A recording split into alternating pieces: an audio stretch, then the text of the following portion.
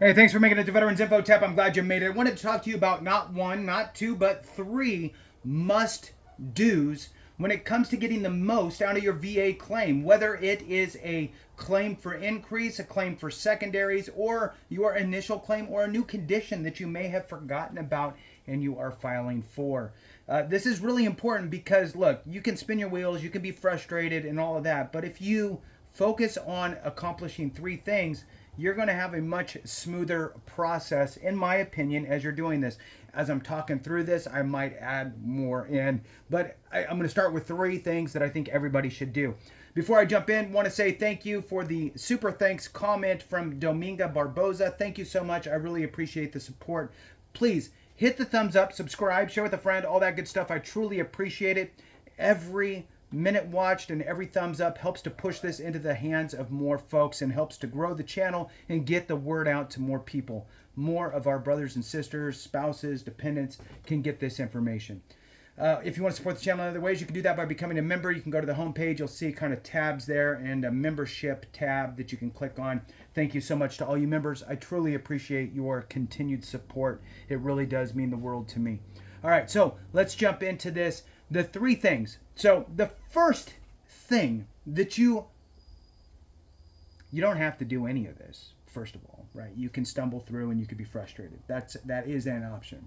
So the first thing I say you must do is file an intent to file. I don't care if you're ready to file your claim next month. File your intent to file because you never know what life is going to throw at you and you might not get your claim filed when you think you're going to want to. So file an intent to file, ITF, intent to file. You can call the VA, you can do it online, you can work with an accredited rep, they can file it for you. You can start the process of filing a claim online on the VA's website, and that will automatically trigger an intent to file. My suggestion is, look, once you think you've filed an intent to file, ITF, wait a few days, call the VA and say, hey, I'm veteran so-and-so. I just want to make sure that I actually have an intent to file in place. The VA is not perfect, so why think that they're going to hit that out of the park every single time, right? Inspect what you expect, all right? So you're expecting that to be there. Call in and check on it just to make sure, and then you'll be solid. There's a couple different reasons. The obvious reason is now that allows an effective date for any back pay that you can get. In most cases, they will go back to that date. That's great. The next piece of why the intent to file is important is sanity. It helps to relieve a little bit of pressure, just kind of lets a little pressure out of the valve there for you while you're going through this, because at least you know that I have an effective date in place, and as long as I file my claim within 12 months, I'll be good to go. So it does, even if you don't realize it, it does take a little pressure off. Now, don't let it take off too much pressure because you don't want to be in month 11 and still not have done anything. Still move forward getting your evidence. So that's the number one thing, right? Number one is get the intent to file in place. That does a lot for you. Number two, the second thing that you must focus on is developing your claim with the appropriate evidence for service connection. Okay, your goal is to get service connected for your condition. Now, there's a couple different variants here because one could be it's a secondary condition. The other could be it's just a standard service connected condition. You treat them a little bit differently with evidence, so I'm going to kind of give both versions somewhat quickly. So what do you need for a service-connected condition? You need to have your time in service, right? Your time in service gives you a window of opportunity. Entry date, exit date, and that is your time in service. It gives you a window of opportunity. I'm going to, for the sake of this video, exclude presumptive conditions. Presumptive conditions eliminate the need for a nexus, and there's a bunch of different little windows and time frames and locations and all of that, where if you serve during that time period in that location, including the first year after service, if you got diagnosed for something the first year after service, there is a presumptive period there as well. But I'm excluding presumptives from this. That'll be another video. All right, so not a presumptive. Window of opportunity is your time in service, entry date, exit date. The next piece is You must have a diagnosed condition. The VA is not really doing you any favors 99.9% of the time. They're not going to figure out the diagnosis for you. You can't say, I think I have X. The VA is not going to go, well, let's check it out for you and run you through all these tests. No, you don't rate yet. So they're just going to say you didn't supply evidence. You're not going to be approved. So you yourself need to go get diagnosed for the condition, okay? Or provide a diagnosis depending on whenever you have that. So diagnosed condition, that's number 2. The condition, little caveat, the condition must be chronic in nature or have some sort of residual effects, okay? Meaning that it's ongoing, an ongoing problem. Okay, the third thing there is you must provide a nexus. You must show the VA that your condition manifested during your time in service or is a result of your time in service in some way, shape, fashion. Okay? Now, don't get nexus confused with Nexus Letter. A Nexus Letter is not required. A nexus is required. A Nexus Letter helps you to establish a nexus if you don't have enough proof up front. So how can you provide the VA a nexus? The easiest way, although often unlikely, okay, depending on your condition, the easiest way is I served during this time period. During that time period, went to the doctor for my horrible migraines, and I got diagnosed on year 3, we'll just say, for migraines.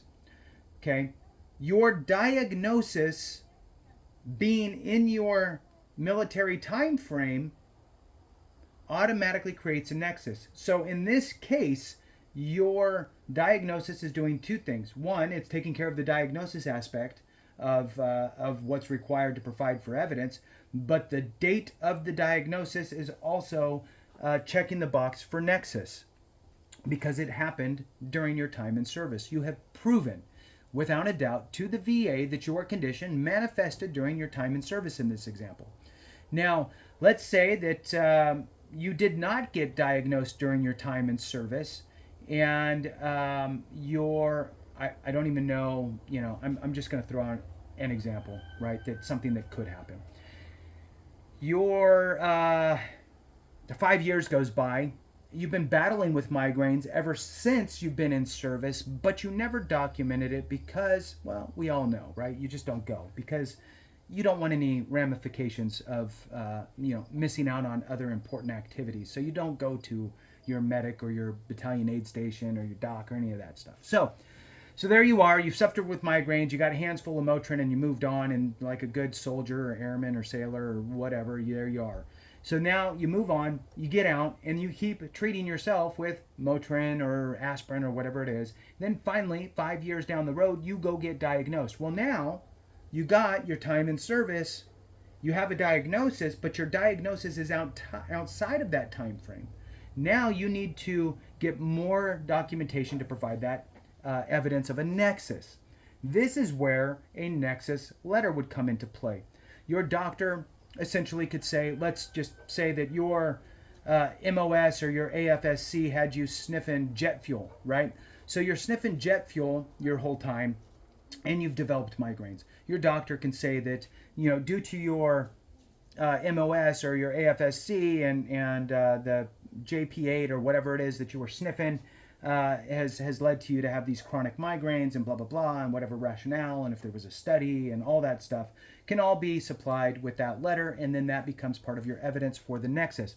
You can also get letters from your people that you've served with called buddy statements, where they will attest to their knowledge of seeing you suffer from these migraines during your time in service. You can also get letters from family members that say, hey, look, when you went there, you didn't have any issues. When you came back to visit that one Christmas, you sat down with a bottle of Motrin.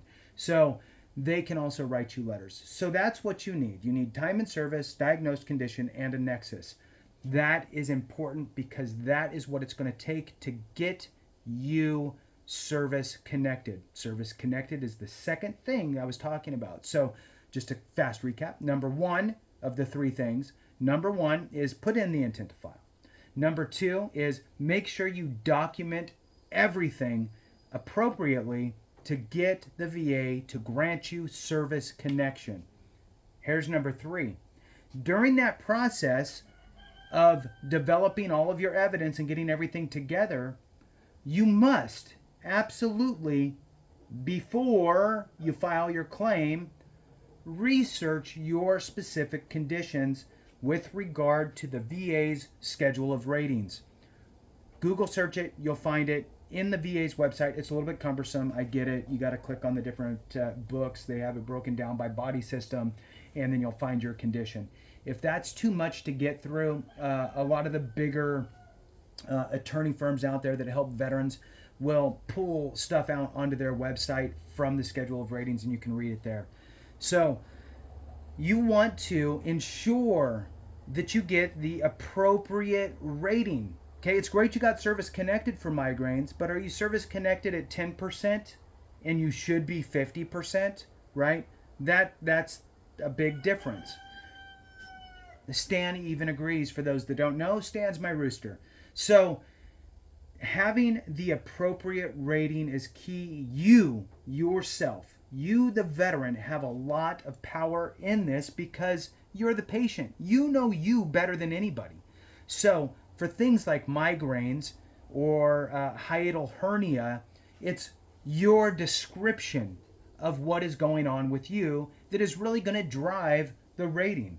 So you need to see what the VA is going to rate your condition against, which is the rating schedule, and read what is required for a 10%, what is required for a 30%, what is required for a 50% rating for migraines is the example. Then you're going to figure out where you fall on that. It might be very clear, I should be rated at 30%, or I should be rated at 50, right? Whatever you should be rated at, you need to take that specific information verbatim. In my opinion, it's public for a reason, right? It's not like it's hidden. You're not doing anything shady. It's on the website. Go get it. Take that information out verbatim, take it to your doctor, and tell your doctor, I'd like to make sure that this gets put on my Nexus Letter if you're getting one, right? That here's my signs and symptoms of this condition.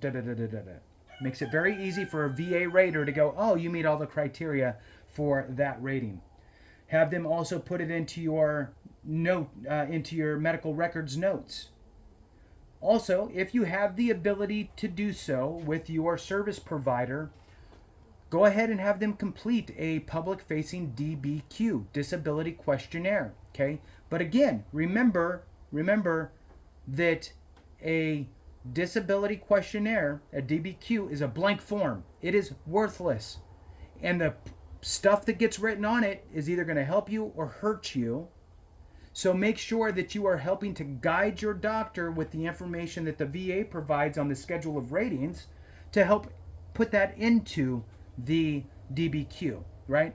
Don't guess what the VA wants to read on there. Work with what the VA has, what they are looking at to rate you.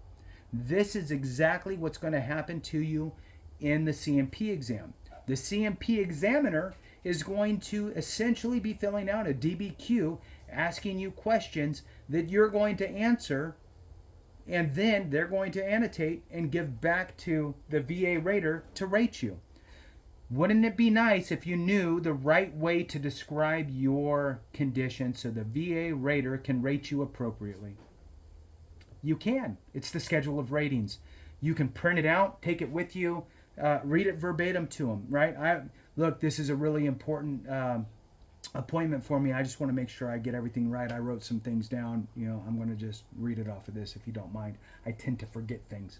So make sure that you research your condition on the schedule of ratings. Make sure that you utilize that same information verbatim for the rating that you would qualify for based on your signs and symptoms. Give that information to your doctor. Have them input it into a Nexus Letter if applicable. Have them input it into your medical records have them input it into a DBQ if you're going to be utilizing a disability questionnaire. Make sure you take it with you to the C&P exam so you can make sure that you share that information with the examiner, so that way all of the information is there for the VA rater to make a clear cut rating decision appropriately for you. With that, thanks so much for watching. I appreciate each and every one of you. Have a great one, and remember, if we don't take care of each other, something went wrong.